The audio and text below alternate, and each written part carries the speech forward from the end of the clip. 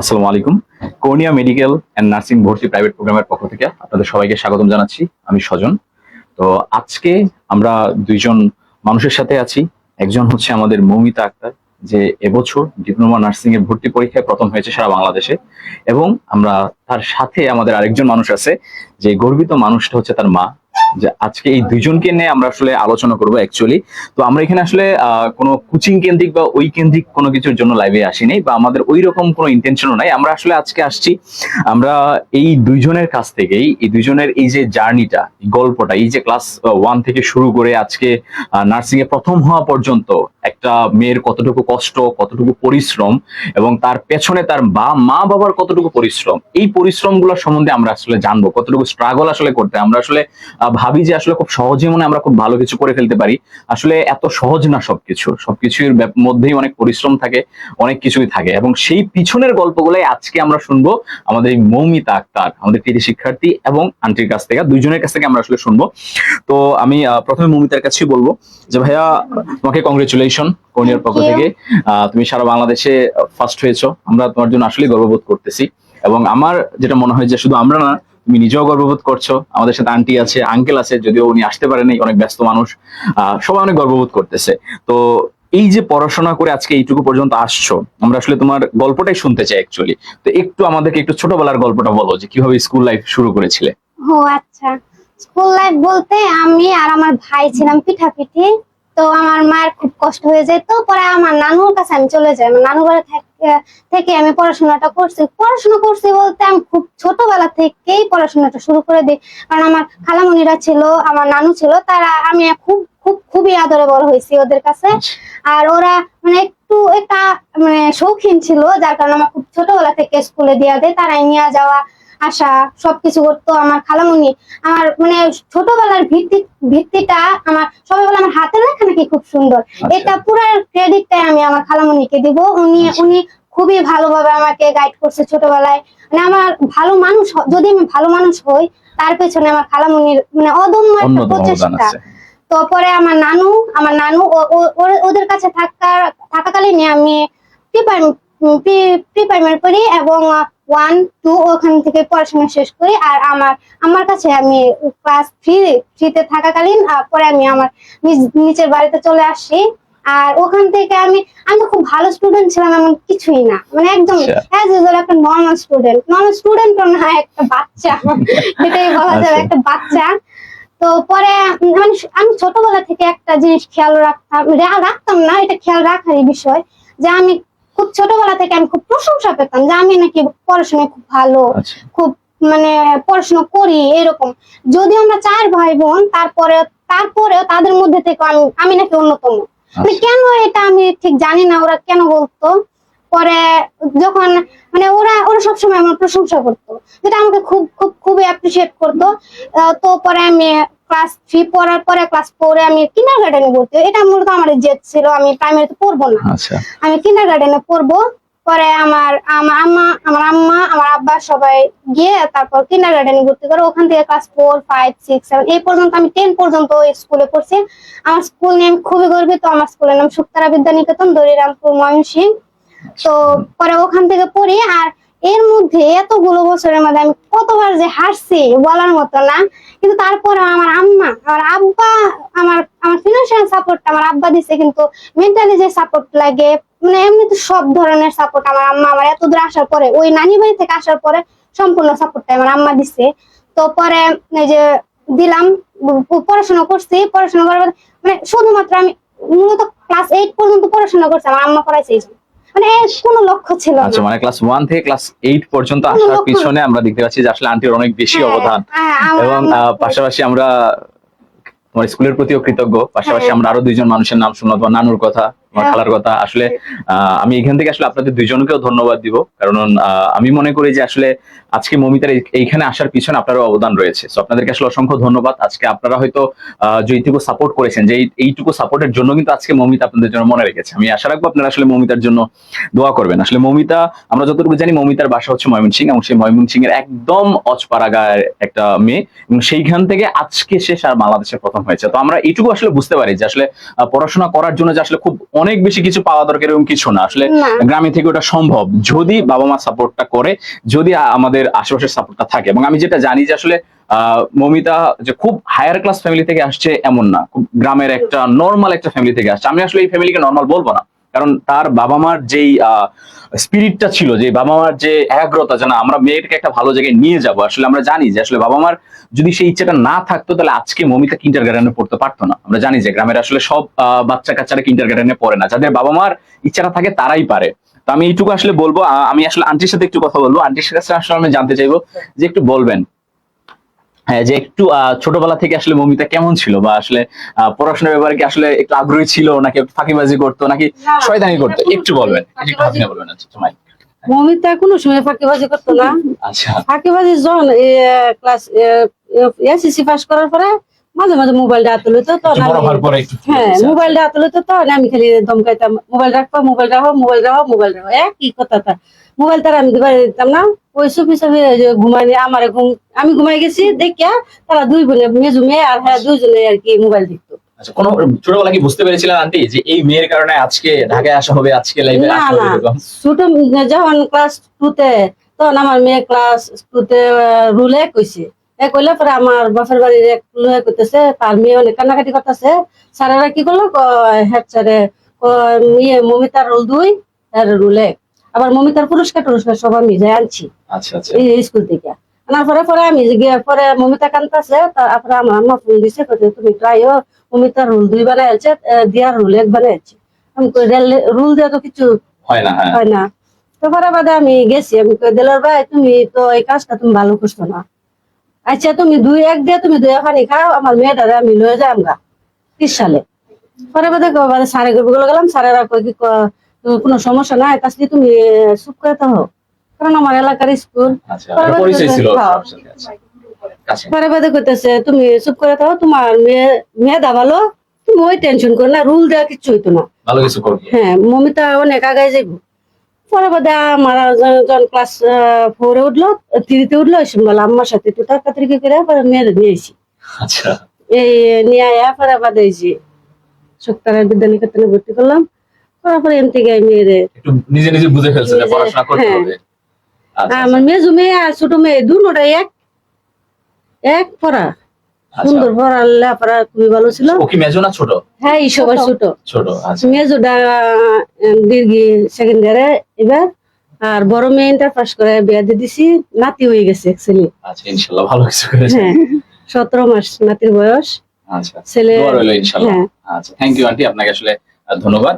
আমরা আসলে দোয়া রাখি আপনার মেজো ভাইয়ের জন্য এবং বড় ভাইয়ের জন্য। অবশ্যই আমরা আশা রাখি যে আসলে সবাই ভালো কিছু করবে। তো আসলে মৌমিতার এখানে আসার পিছনে আমি আঙ্কেলকে একটু মনে করতে চাই। আঙ্কেল আমাদের মধ্যে অনুপস্থিত। আসলে আঙ্কেল মাথার ঘাম পায়ে ফেলে অনেক কষ্ট পরিশ্রম করে। করছে দেখে আসলে আজকে আসলাম। সাইকেলের মধ্যে একটা খাঁচা বান্ধে এলাকা সহ ঘুরে ঘুরে মুরগি কিনে। আচ্ছা, তো আমরা যেটা শুনতেছি আন্টির কাছ থেকে, আসলে মৌমিতার আব্বা হচ্ছে সাইকেলে করে হচ্ছে মুরগি বিক্রি করে। তো আসলে এটা আমরা যারা না, বাজারে বিক্রি করে। মুরগি কিনে নিয়ে এসে সে বাজারে বিক্রি করে, তো আমরা আসলে গ্রামে যারা থাকি আমরা আসলে এটা জানি যে এটা আসলে খুব আরামের কাজ না, এটা আসলে অনেক কষ্টের কাজ। পরিশ্রম করে, তো সেই মানুষটা আসলে অনেক কষ্ট করেছে, রোদ বৃষ্টি সব অনেক মাথায় নিয়ে আর কি পরিশ্রম করেছে। তো আমি আসলে মনে করি যে আসলে ওই মানুষটা যদি আজকে পিছনে না থাকতো, তাহলে হচ্ছে আজকে মৌমিতা হয়তো এইটুকু পর্যন্ত আসতে পারতো না। তো মৌমিতা, তুমি আসলে তোমার বাবার জন্য একটু 1 মিনিট কিছু বলো আসলে। আমার বাবার জন্য 1 মিনিট বললে শেষ হবে না। আচ্ছা, হবেই একটু বেশি না। বলো, সমস্যা নেই। না মানে আমি যখন খুব ছোট তখন থেকে আমি আমার আব্বাকে দেখি মুরগির ব্যবসাতে। তো পরে আমি আমার বড় যারা আমার দাদি আছে তাদের কাছ থেকে জানতে পারি, আমার আম্মা বলছে যে আমার আব্বার মানে আমার আব্বুর পুরো ফ্যামিলি আমার আব্বা নিজেই চালাচ্ছে, খুব ছোটবেলা থেকে উনি কাজ করেন। তো মানে দাদা কথা বলতে পারতাম না। হ্যাঁ, পরে আমার আব্বা মানে সম্পূর্ণ ফ্যামিলি দেখছে। আচ্ছা, মৌমিতা আসলে আবেগান্বিত হয়ে গেছে। আসলে এটা আসলে আবেগঘন মোমেন্ট, কারণ মানুষটা আসলে কষ্ট করেছে। আমরা বুঝি যে আসলে যার বাবা কথা বলতে পারতো না, ফ্যামিলির ভারটা যার কাছে আসছে, সে আসলে অনেক কষ্ট করেছে, আমরা আসলে বুঝতে পারি। আমরা অবশ্যই আসলে আঙ্কেলকে আসলে ধন্যবাদ জানাইতে পারি, আমরা আসলে আঙ্কেলের জন্য আসলে মন থেকে দোয়া করতে পারি। আমরা এইটুকু বলতে পারি যে আঙ্কেল আপনি আসলে প্রাউড ফাদার, আপনি আসলে জীবনে স্ট্রাগল করেছেন, দ্যাটস আসলে আজকে আপনার মেয়ে আমাদের সামনে বসে আপনার কথা বলতেছে, আপনার কথা মনে করতেছে। আমি জানি না আপনি এখন কোথায় আছেন, আমি আশা রাখবো আপনি আপনাদের ভিডিওটা দেখবেন, আপনি দেখবেন যে আসলে আপনার মেয়ে আসলে আপনার প্রতি অনেক কৃতজ্ঞ। আপনার ওয়াইফ এবং আপনার মেয়ে দুইজনই আসলে আপনার কথা বলতে গিয়ে কান্না করে দিচ্ছে, তার মানে তারা আসলে আপনাকে এতটাই ভালোবাসে এবং তারা আপনার যে এফোর্ট, আপনি যে কষ্টটা করেছেন আজকে এই যে বিভিন্ন জায়গা থেকে এনে মুরগি বিক্রি করেছেন, সেই টাকা দিয়ে আজকে আপনি মেয়েকে এইটুকু পর্যন্ত এনেছেন। তো আসলে সেই জন্য আপনার ওয়াইফ এবং আপনার হচ্ছে মেয়ে দুইজনে আপনার প্রতি অনেক আসলে কৃতজ্ঞ। আসলে আমরাও আপনার প্রতি আসলে অনেক কৃতজ্ঞ। আমরা আসলে বলার ভাষা পাচ্ছি না যে আপনার জন্য আমরা আসলে কতটুকু কি বলবো। আসলে অনেক অনেক ধন্যবাদ আঙ্কেল, আমাদের পক্ষ থেকে, সবার পক্ষ থেকে আসলে। তো আরেকটা যেটা ব্যাপার হচ্ছে, আমরা আসলে যতটুকু শুনেছি যে মৌমিতা আমাদের কর্নিয়াতে ভর্তি হয়েছে আসলে একটা মজার কারণে। আমরা কর্নিয়া আসলে কতটুকু করতে পারি গ্রাম পর্যায়ে, আমরা কতটুকু পৌঁছাইতে পারছি আমরা আসলে জানি না। তবে আমরা শুনেছি যে আসলে মৌমিতা খুব মজার একটা কারণে আসলে আমাদের এখানে কর্নিয়াতে আসছে। আমি ছোট্ট করে মৌমিতার কাছে আসলে শুনতে যাবো যে কর্নিয়াতে আসার জার্নিটা কিভাবে ছিল আসলে। মানে কর্নিয়াতে আসা জার্নিটা ওইটার আগে আরেকটা কাহিনী হলো যে মানে আমি পড়াশোনা তো করতাম না, তো ক্লাস 8-এ আমি খুব আশাবাদী ছিলাম যে আমার একটা ভালো রেজাল্ট হবে। কিন্তু পরীক্ষার হলে ওই যে কাল সাপ নামক কিছু বান্ধবী থাকে, মানে তাদের কথা না বললেই না, এত পরিমাণে অকৃতজ্ঞ। তো তাদের মানে পরীক্ষার হলে আমি বুঝে গেছিলাম এসব বান্ধবীদের কিছু হবে না, তারা হেল্প করতেছিল না। আচ্ছা, করতেছিল না, অনেক মানে কিছু একটা হয়েছিল। আচ্ছা যাই হোক, পরে আমার খুবই রাগ উঠছে। আর পরে এসএসসি লেভেলে আমি পুরো সামাজিক একটা মানুষ ছিলাম। সেটা বলছে না যে মানুষ থাকে যারা হয় সামাজিক, না হলে সে শয়তান পশু। হ্যাঁ, তো আমি একরকম মানে অসামাজিকই হয়ে গেছিলাম। আমার কোনো ফ্রেন্ড আমি রাখি নাই। তো এসএসসি তো খুব মানে ডেডিকেশন আর মানে একটা মেধা, একটা পরিশ্রম, সবকিছু মিলে আমার আব্বা আম্মার পরিশ্রম সবকিছু দিয়ে আমি একটা ভালো রেজাল্ট করি। ভালো রেজাল্ট করার পরে, ভালো রেজাল্ট বলতে একটা জিপিএ 5 পাই, আর ওইটা ছিল আমার জন্য একটা খুব বড় একটা পাওয়া। আর পরে ইন্টারমিডিয়েটের জন্য আমি ময়মনসিংহের মধ্যে যত আমার এমন একটা র্যাঙ্ক আসছিল, আলহামদুলিল্লাহ আমি আমার বাবার কাছে কৃতজ্ঞ যে এমন একটা রেজাল্ট আসছিল ময়মনসিংহের যে কোনো কলেজ আমাকে নিতে বাধ্য। পরে কিন্তু আজ আমার আব্বা খুবই বুঝতে পারতেছেন, আমার আব্বার অনেক প্রেশার করে যাবে। ময়মনসিংহে একটা ভালো কলেজে যাওয়া আসা, যাতায়াত খরচ সবকিছু মিলে একটা অনেক বেশি অ্যামাউন্ট পড়ে যায় আমার পড়াশোনার উপর। পরে আমি চিন্তা করলাম না, কলেজটা কোনো ফ্যাক্ট না, রেজাল্টটা ফ্যাক্ট, আর আমি কি করলাম এটা ফ্যাক্ট। তো পরে আমার আম্মা বলছিল যা মানে কি ময়মনসিংহ গিয়ে একটা ভালো কলেজে পড়তে। পরে আমি মানে আমার রেজাল্ট আছে, আমি আমার ত্রিশালেই পড়বো। পরে আমি সরকারি নজরুল কলেজ, আমার স্বপ্নের কলেজ বলতে পারে, এখনকার স্বপ্নের কলেজ, আমার ভালোবাসার কলেজ, সরকারি নজরুল কলেজ থেকে আমি পড়াশোনা করি। আর ওইখানেও আমি আমার টিচার মানে একদম কলেজের টিচাররা খুব বেশি আন্তরিক হয় বলে এমন দেখা যায় না, কিন্তু আমি ওনাদের কাছ থেকে যথেষ্ট পরিমাণে ভালোবাসা পাইছি, মানে এফোর্ট পাইছি। তো পরে এইভাবে আমি ইন্টারমিডিয়েট পাশ করি। পাশ করার পরে আবারও একটা ভালো রেজাল্ট, পরে আরেকটা জিপিএ 5 পাই। পরে আমি ইন্টারমিডিয়েট মূলত আমার নার্সিংটা মানে আসার প্রদীপ জ্বালে এসএসসি লেভেল থেকে। পরে ইন্টারমিডিয়েটে আমি ডেডিকেট হই যে না, আমি ভার্সিটিতে পড়বো না, ভার্সিটির নামে অ্যাডমিশনও করবো না, কিছু করবো না, আমি নার্সিং এই পড়বো। তো পরে আমি আমার আম্মার সাথে পরীক্ষা দিতে যাই, যে ইন্টারমিডিয়েট সকল পরীক্ষাগুলো যেগুলো হয়েছে। তো পরীক্ষা দেওয়ার সময় আমি আমার আম্মারে বলছি যে আম্মা যতগুলো লিফলেট দিবে তুমি সবগুলো লিফলেট কালেক্ট করবা। তো পরে আমার আম্মা তো কালেক্ট করছে, মানে আমিও কালেক্ট করছি, মানে পরীক্ষা দিয়ে পরীক্ষা দিয়ে বের হয়েছি আর লিফলেট কালেক্ট করছি। মানে অনেকগুলো লিফলেট কালেক্ট করার পরে তো যে যাই হোক একটা কারণে পরীক্ষা স্থগিত হয়ে যায়, কিন্তু আমি পরীক্ষা দিছিলাম ঠিক এটা। পরে লিফলেট গুলো আমি একদিন যাচাই করতেছি যে কোনটা ভালো হবে। পরে আমার 2টা কোচিং এর নাম আর কি আসে, গার্ডিয়ান আর কর্নিয়া। পরে একটা জিনিস দেখলাম, গার্ডিয়ানের মধ্যে নাকি সবচেয়ে তাদেরটা দেখলাম। পরে কর্নিয়ার মধ্যে দেখলাম, তো কর্নিয়া ভর্তি হওয়ার মূলত একটাই কারণ, একটু লোভ জাগছিল যে আমি দেখছি যে গত 3 বছর ধরে কর্নিয়া থেকে ফার্স্ট হয়। তো আমার মনের মধ্যে একটা আশা ডাকছিল যে যেহেতু আমি কলেজ টপারদের মধ্যে একজন, তো আমি কেন একটা মানে তখন তো নার্সিং একটা নর্মাল আমার কাছে নর্মাল মনে হয়েছে, যেমন একটা পাবলিক ইউনিভার্সিটি কিন্তু অনেক বড় একটা প্ল্যাটফর্ম, ওই হিসেবে আমার কাছে তখন মনে হয়েছে যে খুব একটা নর্মাল বিষয়। তো আমি চিন্তা করছিলাম যে সবাই কেউ না কেউ তো ফার্স্ট হচ্ছে, আর আমার মূলত এই ফার্স্টের লোকটা আসছিল যে আমার নীলফামারী থেকে আমার বড় আপু যিনি ফার্স্ট হয়েছেন, ওনার একটা মানে সাক্ষাৎকার আমি দেখছিলাম যে হাই যে আল্লাহ একটা পাহাড়ি অঞ্চল থেকে মানে First হয়ে গেছে, first প্রথম হয়ে হয়ে গেছে। গেছে। আমি তো সমতলে থাকি, এটা কেন আমার হবে দ্বারা না? সম্ভব। আমার দ্বারা সম্ভব। পরে ওই একটা লোক যাচ্ছে যে না আমিও ফার্স্ট হতেই পারি। আচ্ছা। পরে ওই দিন রাত্রে আমি প্রায় মাত্র আধা ঘন্টা আমি আমার আব্বা আম্মার সাথে কথা বলি যে আমি কর্নিয়াতেই ভর্তি হবো, আর সরাসরি আমি মেইন ব্রাঞ্চে যে মাসুদ স্যারের কাছে কল দিই। আর কল দেওয়ার পরে উনার সাথে কথা বলে আমার আম্মা, আর উনি যে আমি যেহেতু ময়মনসিংহ একটা ব্রাঞ্চ আছে ময়মনসিংহ নতুন বাজার শাখা কৃষি ব্যাংকের 3 তলা, ওখানে পরে আমার আম্মা কথা বলে। আর পরের দিনই উইদাউট এনি কি বলে ক্লাস জাজ, তো পরে আমি পরের দিনে গিয়া ভর্তি হয়ে যাই। মানে এমনিতে তো পরবর্তীতে আমি দেখছি আমার অনেক ফ্রেন্ডরা কি করছে, তারা যাচাই করছে যে যাই এই কোচিং যায় ওই কোচিং যায়, আমি এরকম কিছুই করিনি। আমি ভরসা ছিল কর্নিয়ার উপর। হ্যাঁ, ভরসা ওই একটা জায়গায় ভরসা ছিল যে না। টাকা টুকা দেয়া সবকিছু দেয়া তুই পরে আমি মানে পরের দিনে যে আমি ভর্তি হই, আর পরে রেগুলার ক্লাস করা শুরু করি। আর মানে ক্লাস পরীক্ষা সবগুলোতে দেখা যায় তো কি ক্লাসগুলো আমি খুবই খাতা দেখতাম। হ্যাঁ, আমার আম্মা খুব এই বিষয়টা খুবই খেয়াল রাখতো, আমার খাতা দেখতো। আর আলহামদুলিল্লাহ আমি কোচিং এ যতগুলা ক্লাস টেস্ট হইতো, মেমোরাইজিং টেস্ট, রিভিশন টেস্ট, সবগুলোর খাতা আমার দেখাইতাম।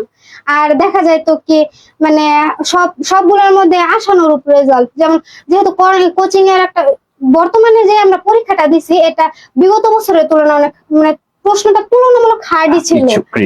তো ওইটা বাদ দিয়া কিন্তু আমি কোচিং এ যে নর্মাল প্রশ্নগুলো দিয়ে পরীক্ষা দিতাম, আলহামদুলিল্লাহ আমার 90+ থাকতো।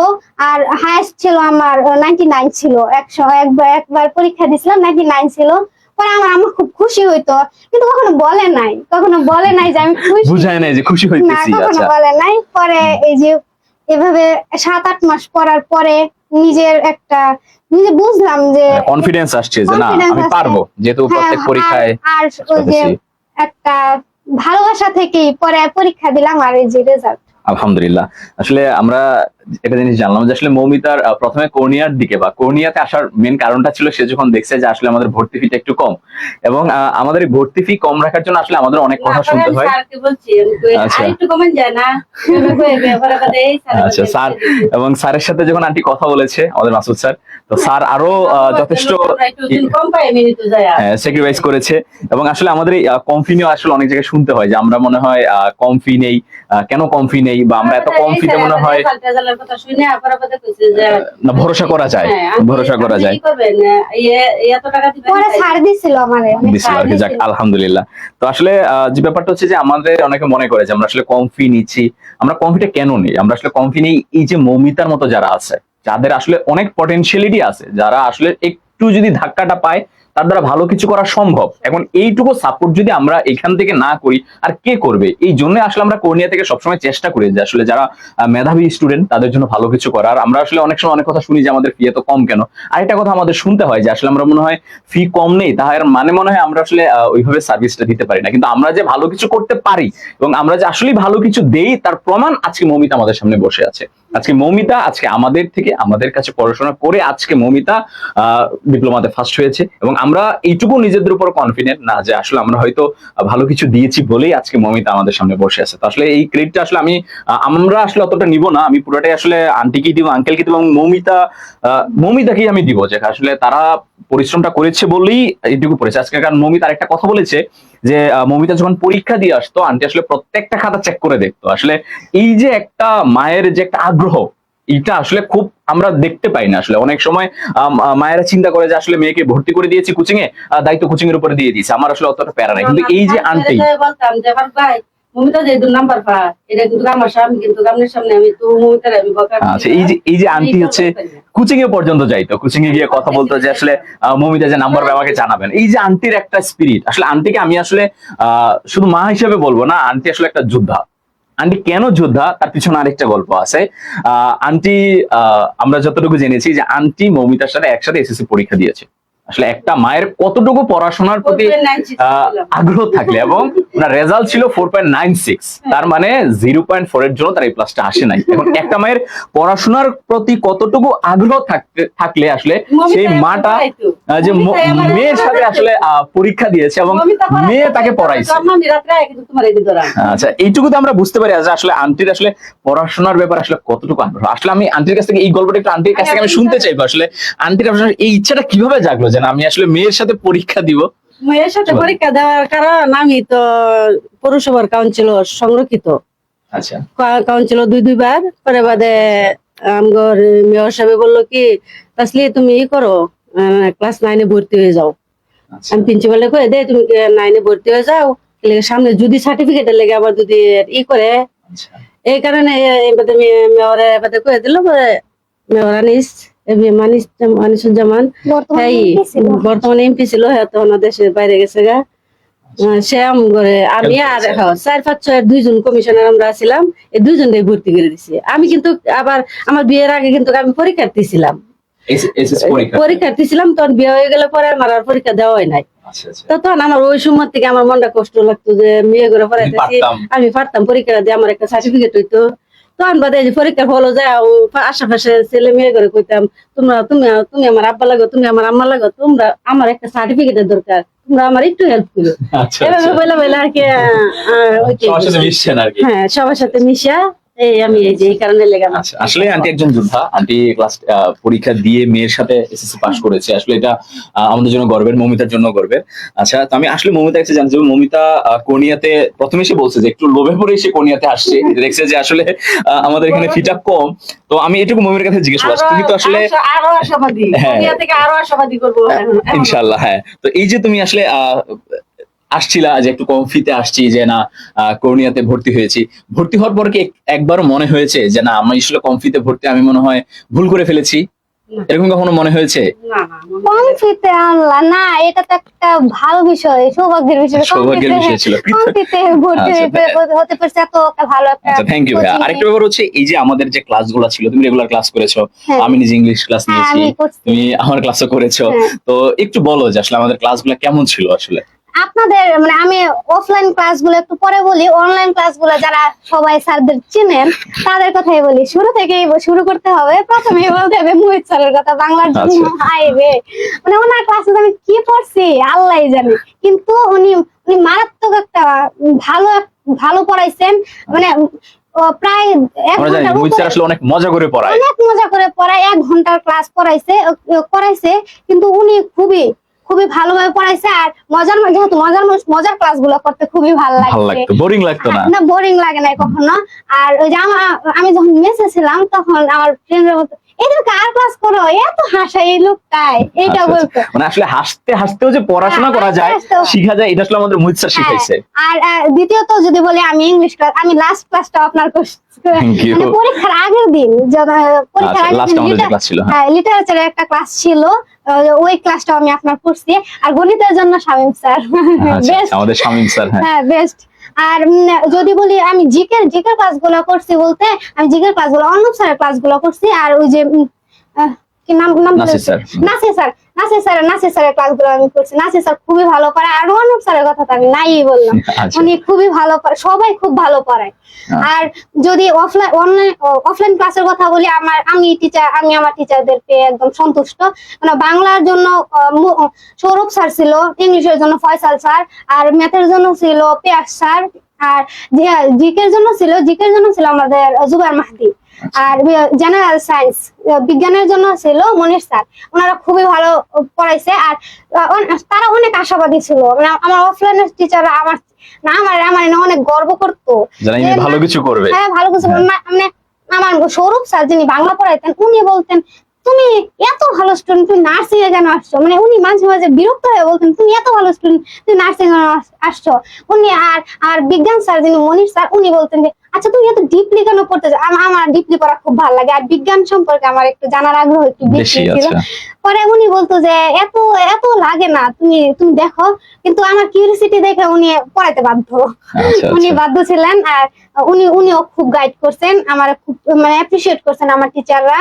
না আমি তাদের প্রতি কি কৃতজ্ঞ, আমার রব, আমার আল্লাহ, তারপরে আমার আমার আব্বা আম্মার কথা তো আমি নাই বললাম, মানে এটা আমরা জানছি। আমার আব্বা ফিনান্সিয়াল সাপোর্ট পুরাটাই সারা জীবন আমার, আর আমার আম্মা আমার ছোট থেকে এই পর্যন্ত, মানে মাঝে মাঝে মনে হয়তো পড়াশোনাটা আমি নিজের জন্য করতেছি, কিন্তু না, অ্যাডমিশন টাইমে এসে বুঝছি না আমার বাবা মার জন্য আমার আব্বা করতেছে। আম্মা আছে, আমার মা আছে, আমার আব্বু যেমন তেমন আমার মা আছে, আমার একটা সাফল্য, আমি তাদেরকে কি দিতে পারছি, তারা আমার ছোট থেকে বড় করছে, জন্ম দেওয়া থেকে শুরু করে সবকিছু করছে, তারা তো আমার কাছে খুব বেশি কিছু চায় না। তো আমি মানে এটা মাথায় রাখছি যে না, তারা তো খুব বেশি না, তারা আমার সাধ্যের মধ্যেই কিছু চাইছে। চাইছে, তো হ্যাঁ। আমি যদি একটু মানে পরিশ্রম করি পরিশ্রম করি, তাহলে হয়তো বা আমি তাদের মুখে আবার সেই হাসিটা দেখতে এবং সেটা পারবো। তুমি অবশেষে পেরেছো। হ্যাঁ, তুমি আমি আমার রেজাল্ট পেয়ে এত খুশি হই নাই, কিন্তু আমার আম্মু কান্না করে দিচ্ছে একদম। আসলে তুমি আসলে সবাইকেই অনেক বেশি খুশি করেছো, প্রাউড করেছো। আরেকটা ব্যাপার হচ্ছে আন্টির কাছে আমি একটু শুনতে চাইবো যে আন্টি আসলে আমরা জানি যে এসএসসি পরীক্ষার পরে অনেকে যেহেতু অনেকে আসলে ভার্সিটিতে পড়তে চায়, ঢাকা বিশ্ববিদ্যালয়ে পড়তে চায়, অনেক অনেক জায়গায় পড়তে চায়, আপনাদের ময়মনসিংহে কবি নজরুল ইউনিভার্সিটি হ্যাঁ। খুবই ভালো একটা ইউনিভার্সিটি। হ্যাঁ, হয়তো হ্যাঁ। কাজী নজরুল ইসলাম ইউনিভার্সিটি তো অনেক ভালো ভালো ইউনিভার্সিটি ছিল। এত কিছু রেখে আপনার এটাই কেন ইচ্ছা হলো যে মেয়েরা আমি নার্সিং এ পড়াবো, এটা আমাকে একটু বলবেন।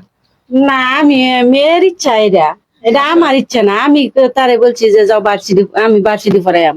আচ্ছা, পরে মেয়ে বলছে যে আম্মা আমি শুনো ভার্সিটি আমি লেখাপড়া করতাম না, ভার্সিটি অনেক ছেলেরা থাকে, অনেক মেয়েরা থাকে, উশৃঙ্খল, আমি ওই জায়গায় আমি তাইলে লেখাপড়া একবার বন্ধ করে দেম, তবু আমি এই ভার্সিটি পড়তাম না।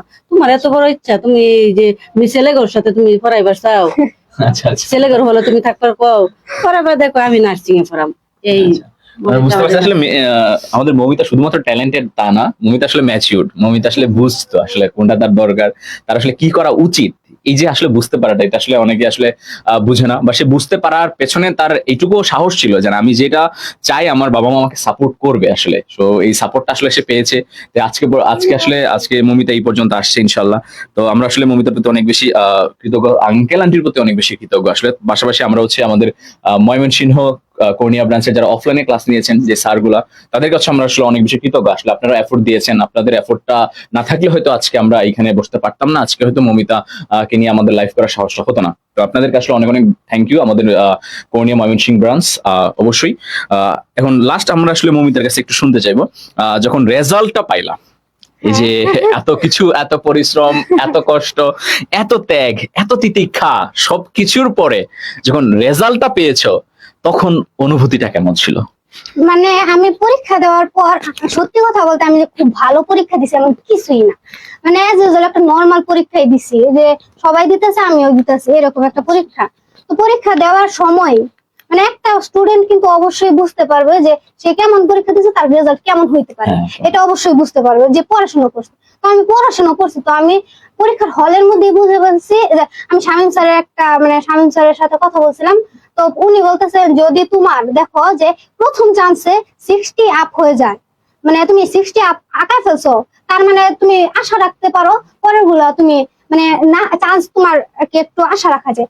তো আমি মানে একটু আমি পরীক্ষার হলে আঁকানোর পরে দেখা যায় কি আমি গুনি যে আমার কয়টা হয়েছে। হ্যাঁ, মানে ওই যে একটু সাহস, পরে দেখি না আমার 70 হয়ে গেছে, ওরে আলহামদুলিল্লাহ 70 হয়ে গেছে।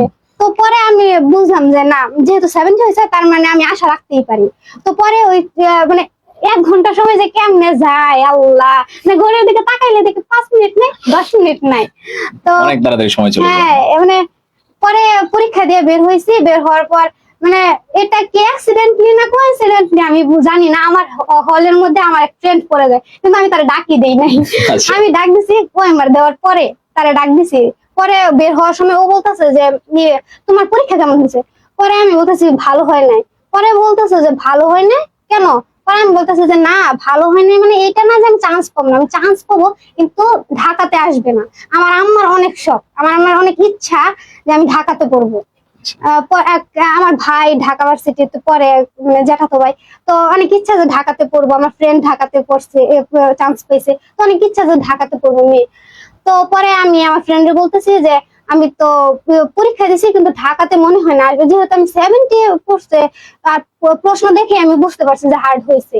তো পরে বের হইলাম, বের হয়ে আমি আমার আম্মার মুখের দিকে তাকিয়ে ঘাম সে কি পরিমাণে গরম গেছে ওইদিন। মানে আমি আমার আম্মার একটা কথাই বলছি, আম্মা টেনশন করো না, চান্স হবে, কিন্তু হয়তো বা ঢাকাতে হবে না। তো বাড়িতে চলে আসে, বাড়িতে চলে আসার পরে আমার বোনরা ছিল, আমার বোনদেরও বলতেছে যে হয়তো বা ঢাকাতে হবে না। তো ঢাকাতে হবে না, মানে পুরাটা দিন টেনশন যে না প্রশ্নটা মিলে, যেহেতু প্রশ্ন দেয় না এটা আরো বেশি রাগ উঠছে, কেন প্রশ্ন দেয় না, কেন দিলে তো তাহলে মিলাইতে পারতাম। হ্যাঁ মিলাইতে পারতাম। আইসে আমি আগে প্রশ্ন দেখছি, মানে আসার পরে যেহেতু ময়মনসিংহ ত্রিশাল আসাটা অনেকটা টাইমই, তো অতক্ষণে আর কি প্রশ্নটা ছেড়ে দিয়েছে কিন্তু উত্তর ছাড়েনি। পরে প্রশ্নটা এসে আমি দেখলাম যে আমি আমাকে মনে আছে নাকি আমি কোনটা কি কোনটা দাগাইছি। হ্যাঁ মনে আছে না। পরে আমি দেখলাম, আমি আমার বোনের সাথে নিয়ে, আমার মেজো বোনের সাথে নিয়ে দেখতেছি যে কোনটা কোনটা আঁকাইছি। আঁকানোর পরে পরে দেখলাম যে না আমার সবগুলো মনে আছে, মনে আছে। পরে শামীম স্যারের কাছে আবার নক দিই যে শামীম স্যার আমি রেজাল্ট কখন পাবো, মানে এইগুলো কারেকশনটা কখন পাবো। পরে বলতেছে তুমি একটু অপেক্ষা করো, বিকালের দিতে পাওয়া যাবা। তো বিকালের আগে আলহামদুলিল্লাহ স্যার পাঠিয়ে দেয়। পাঠিয়ে দেওয়ার পরে কি হয় আমি গুনি, তাড়াতাড়ি আমার হার্টবিট একদম মানে কয়টা হয়েছে, তো কয়টা হয়েছে এরকম করতে করতে মানে দুইটা উত্তর পাঠায়, একটার মধ্যে দেখা যায় 83, একটার মধ্যে 82। আলহামদুলিল্লাহ আমি চিন্তা করি যে 80+, তার মানে চান্স হবে 80+। আমি 80 ধরছি, 83 82 এগুলো ধরি নাই, 80+, তার মানে চান্স হবে। তাড়াতাড়ি আবার শামীম স্যারের কাছে যাই, শামীম স্যারের কাছে যাই, জিজ্ঞেস করে স্যার প্রশ্ন তো অনেক হার্ড হয়েছে। স্যার বলতেছে যে বিগত বছরে এই ধরনের প্রশ্ন হয় নাই। তো পরে স্যারই বলতেছে তুমি একটু আশা রাখো, যদি তোমার 60 এই প্রশ্ন দিয়ে যদি 60+ হয় তাহলে তুমি আশা রাখতে পারো। পরে স্যারে অবশ্য পোস্ট করছে, আমার এই কথাগুলোই পোস্ট করছে।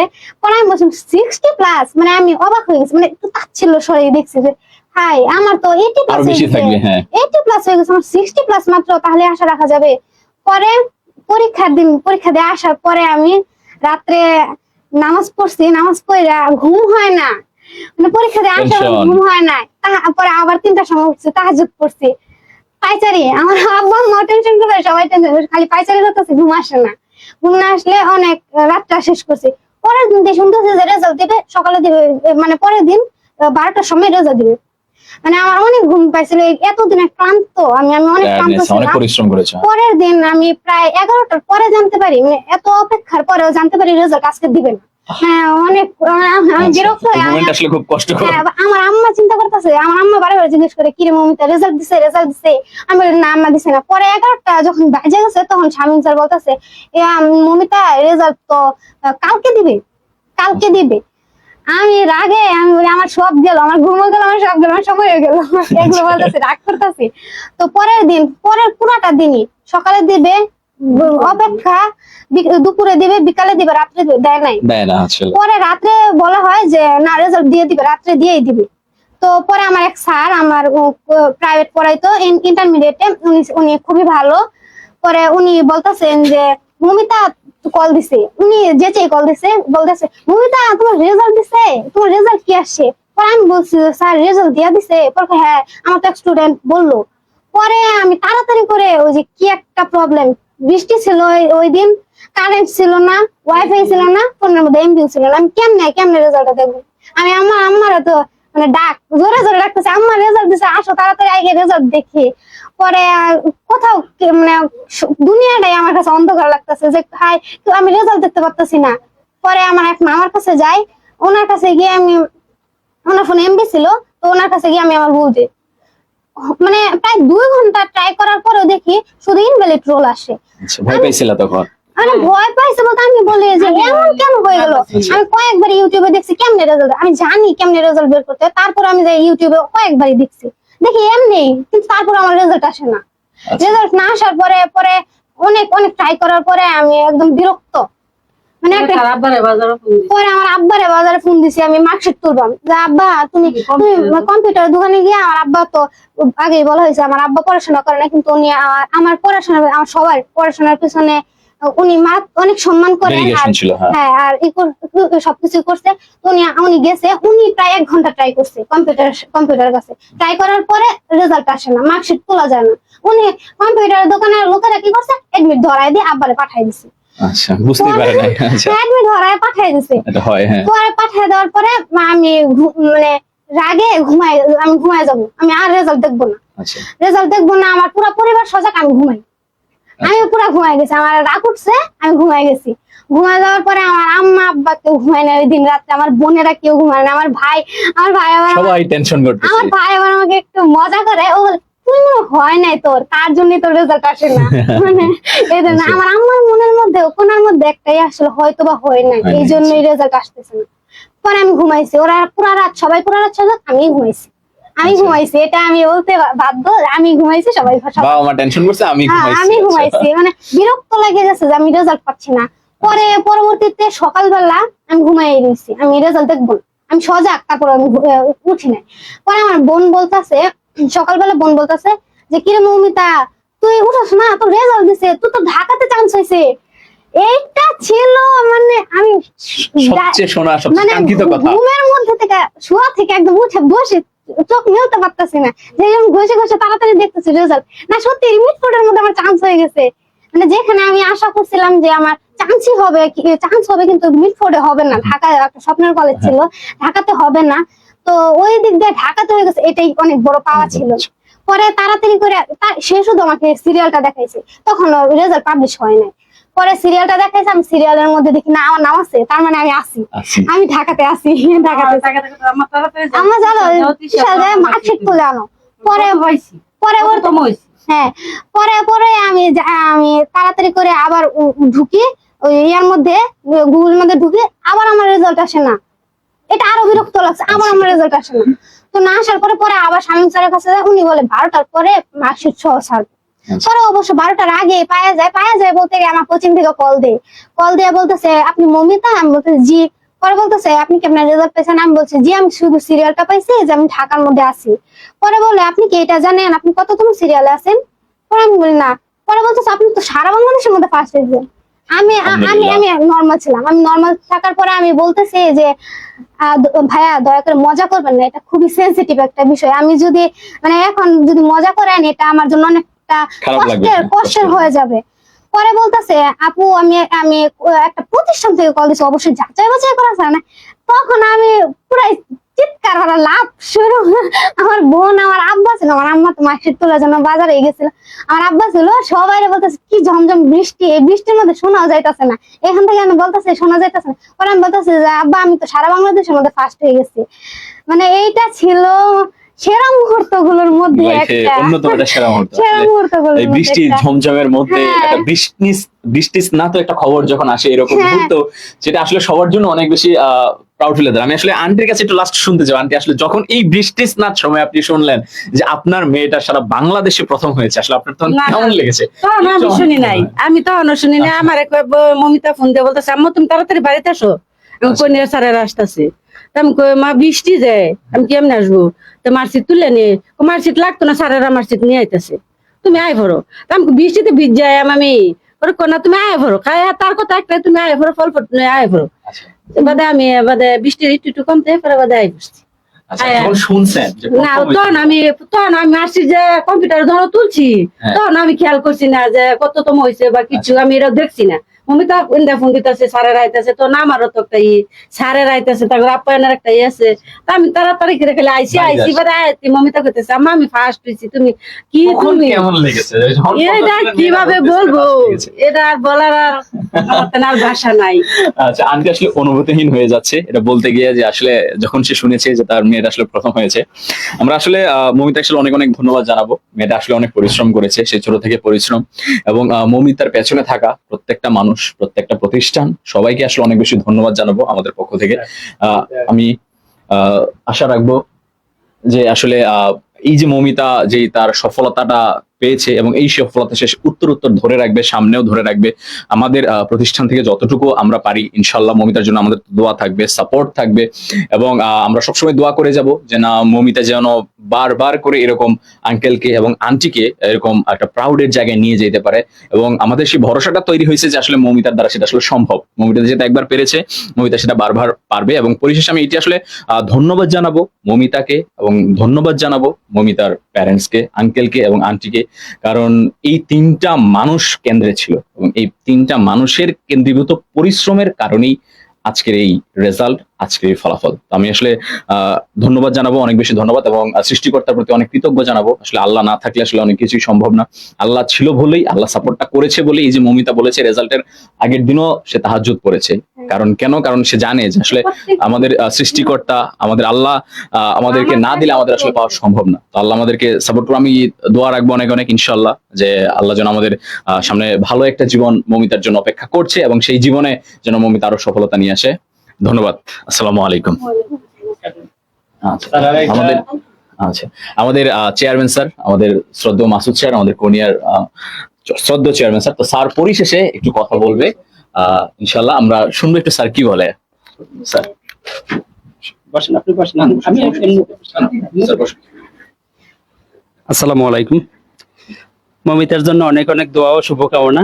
আশা করি মমিতা এতটুক পথ যেভাবে আসছে, সামনের পথগুলো আরো সুন্দর সাবলীল ভাবে চলতে পারে, ভালো কিছু করতে পারে। তো মমিতার জন্য সবচেয়ে বড় সারপ্রাইজ হলো আগামী সেশন থেকে মমিতা আমার এখানে টিচার হিসাবে থাকবে ইনশাল্লাহ। যারা পরবর্তীতে আসবে মমিতার মতো ফার্স্ট হবে, তারা অন্তত মমিতার ক্লাস করে যাতে সেও পাস হতে পারে, এরকম সুন্দর গল্প যাতে বলতে পারে, এই কামনা করলাম মমিতার কাছ থেকে। মমিতা ক্লাস নিতে প্রস্তুত তো? আমি আমার পুরাটা দেওয়ার চেষ্টা করবো, যাতে আমি যতটা মানে বুঝতে পারছি যে পড়াশোনাটা কি জিনিস, আমি যাতে আমার জুনিয়র যারা আছে তাদেরকে আরো ভালোভাবে বোঝাইতে পারি যে পড়াশোনাটা খুব প্যারার কোনো বিষয় না। এর মধ্যে একটু ভালোবাসা মিশাইলেই হয়ে যাবে, একটু দায়িত্ববোধ, তাহলেই হয়ে যাবে। তুমি যেই রকম ভালোবাসা পেয়েছো টিচারদের কাছ থেকে, সেই ভালোবাসাটাও তাদেরকে দিবা। না না, আমি বলতে চাই যে আমার এই রেজাল্টের পিছনে অবশ্যই আমার রবের দয়া। আমি মানে আমার সৃষ্টিকর্তা, আমার আল্লাহ ছাড়া তো এটা অসম্ভবই না। তো এরপরে আমি আমার আব্বা আম্মা বাদে আমার পরিশ্রমের পিছনে আমার টিচার, আমি ওনাদের উল্লেখ করা শুরু করলে শেষ হবে না। মানে আমার টিচারদের অবদান অনেক বেশি। যদি তা আমি মনে করি যে একটা স্টুডেন্টের পেছনে তার মেধা সকলেরই সমান, কিন্তু তার ভালো একটা সাফল্যের পেছনে সবচেয়ে বড় অবদান বাবা মার পরে যে রাখে সেটা হলো টিচার। অবশ্যই আমি আমার জুনিয়র যারা আছে তাদেরকে বলবো, তুমি অবশ্যই একটা ভালো, যেখানে যে যার কাছে তুমি বুঝতে পারো, একটা ভালো টিচারকে মানে প্রথমে খুঁজে বের করো আর তার কাছেই করো, যাতে তোমার পুরোটা সময় মানে একটা ভালো একটা সময় যায় যে না আমি স্যারের কাছে বুঝতে পারতেছি, তার মানে এটা আমার জন্য একটা ভালো একটা পয়েন্ট। তো আমি আমি আমি কর্নিয়ার কাছ থেকে অনেক কিছুই পাইছি, এটা অস্বীকার করার কিছুই না। তো আমি চাইবো যে আমার যারা জুনিয়র আছে, যেহেতু স্যার বলছেন যে আমি ক্লাস নিব, অবশ্যই আমি চাইবো আমার বেস্টটা, আমার সর্বোচ্চটা দেওয়ার জন্য, যে একটা স্টুডেন্টের কি কি লাগে। মানে আমি তো আমার স্টুডেন্ট লাইফটাই পার করতেছি, তো আমি জানি একটা স্টুডেন্টের কি লাগে, আমি সবটা দেওয়ার চেষ্টা করব। আমরা তোমাকে সর্বোচ্চ সাপোর্ট দিব, তোমাকে যা কিছু করার দরকার হয় ইনশাআল্লাহ। এখান থেকে অন্তত যেহেতু কর্নিয়াতে আছো, যেদিন ভর্তি হইতে গেছো সেদিনকার গল্পটা তোমার মনে আছে যে সেদিন কিভাবে তুমি ভর্তি হয়েছিলা? হ্যাঁ গেছিলাম, মানে এমন একটা আমার আব্বা মা মানে আমার পড়াশোনাটা আমার জেদের উপর ছিল। মানে আমি এইভাবে পড়বো, আমি ওইভাবে পড়বো, তারা আমাকে সবসময় সাপোর্ট দিচ্ছে। তারা কখনো ভাবে নাই যে না এই মেয়েটা ভুল সিদ্ধান্ত নিতে পারে। তারা সর্বোচ্চ মানে একটা ভরসা রাখছে, না এই ভুল সিদ্ধান্ত আর নিবে না, একটা ভরসার জায়গা ছিল। তো যখন আমি কর্নিয়ার নামটা নেই, তো আমার আম্মা আর আব্বার সাথে শুধুমাত্র আমার আধা ঘন্টার একটা কনভারসেশন, যে আম্মা আব্বা আমি কর্নিয়াতেই ভর্তি হব। ওরা না করেই নাই। তো পরবর্তীতে আমার আব্বা যায় নাই, আমি আমার আম্মা পরের দিনই আমি আমার আম্মার সাথে গিয়া মানে ত্রিশাল থেকে ময়মনসিংহ যাই। আপনার কাছে কল দেওয়া হয়েছিল, তো পরে ময়মনসিংহ যেতে যাই। পরে আম্মার সাথে গিয়া আমি স্যারদের সাথে আগে পরিচিত হওয়ার পরে ওই দিনই ভর্তি হওয়ার কার্যক্রমটা শেষ করে। গিয়ে তুমি দাঁড়িয়েছিলা? আমি দাঁড়িয়েছিলাম, হ্যাঁ এটা ভুলে গেছি। মানে দাঁড়াইছিলাম, মানে আমরা খুব সকালে চলে যাই, মানে অনেকটা সময় দাঁড়িয়েছিল, ওরা বাইরে ছিল, আমি ওদেরকে 3 জনকে ফোন দিছি। হ্যাঁ পরে প্রবলেম ছিল না, এটা প্রবলেম ছিল না, মানে একটা নতুন জায়গা দেখতে আর সমস্যা হয় নাই।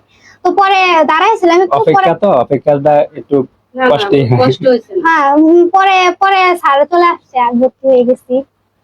পরে আলমগীর স্যার নাইলো আলমগীর স্যার আশা করে না আলমগীর স্যার আইছিল ওই যে ইংলিশ ক্লাস ফয়সাল স্যার প্রথমে ফয়সাল স্যার আসছে পরে আলমগীর স্যার আসছে। অসংখ্য ধন্যবাদ মমিতাকে। আমরা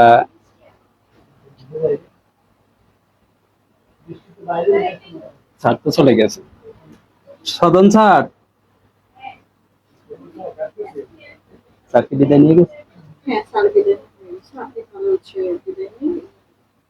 অসংখ্য ধন্যবাদ মমিতাকে এবং আন্টিকে। আন্টি মমিতার সাথে যে সঙ্গ দিয়েছে।